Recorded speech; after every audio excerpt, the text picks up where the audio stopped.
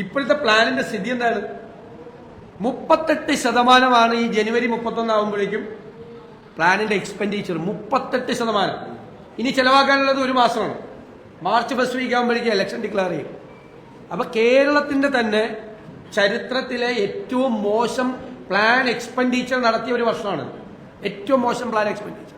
അപ്പൊ ആ പദ്ധതിക്ക് എന്ത് പ്രസക്തി?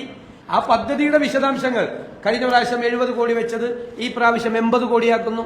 കഴിഞ്ഞ പ്രാവശ്യം 90 കോടി വെച്ചത് ഈ പ്രാവശ്യം 95 ആക്കുന്നു.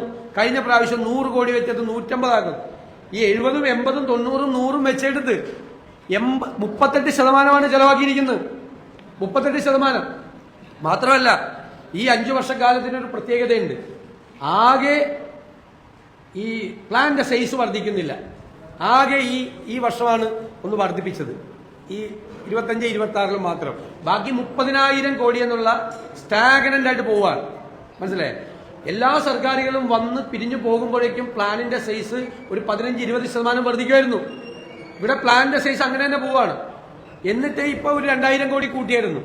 പക്ഷേ 38% പോലും എക്സ്പെൻഡിച്ചർ ഇല്ല.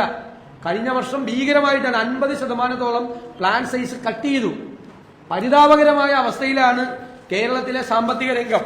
ഇനി സാധാരണ ഒരു വല്ലാതെ പ്രയാസം വരുന്ന ഘട്ടത്തിലാണ് ട്രഷറി നിയന്ത്രണം ഏർപ്പെടുത്തുന്നത്. ഇത് 19/8/2025 ഇറക്കിയ ഉത്തരവനുസരിച്ച് 10 ലക്ഷം രൂപയിൽ കൂടുതൽ ട്രഷറിയിൽ നിന്ന് മാറാൻ പറ്റില്ല. കഴിഞ്ഞ 5 മാസമായി ഈ ട്രഷറി നിയന്ത്രണം നിലവിലിരിക്കുകയാണ്. പണ്ടൊക്കെ ഉണ്ടായിരുന്നത് ചില സിറ്റുവേഷൻസ് വരുമ്പോൾ, ചില സാമ്പത്തിക പ്രയാസങ്ങൾ വരുമ്പോൾ, വെയ്സ് ആൻഡ് മീൻസിന്റെ ചില അഡ്ജസ്റ്റ്മെന്റ് വരുമ്പോൾ മാത്രമാണ് ട്രഷറിയിൽ നിയന്ത്രണം ഏർപ്പെടുത്തിയിരുന്നത്. ഇത് കഴിഞ്ഞ 5 മാസമായി തുടർച്ചയായി 10 ലക്ഷം രൂപയിൽ കൂടുതൽ മാറാൻ വയ്യാത്തൊരു ഖജനാവ് വെച്ചുകൊണ്ടാണ് ഈ ഗീർവാണ പ്രസംഗം ബഹുമാനപ്പെട്ട ധനകാര്യമന്ത്രി നടത്തിയത് എന്നത് ഞങ്ങളെ എല്ലാവരും അത്ഭുതപ്പെടുത്തുന്നു.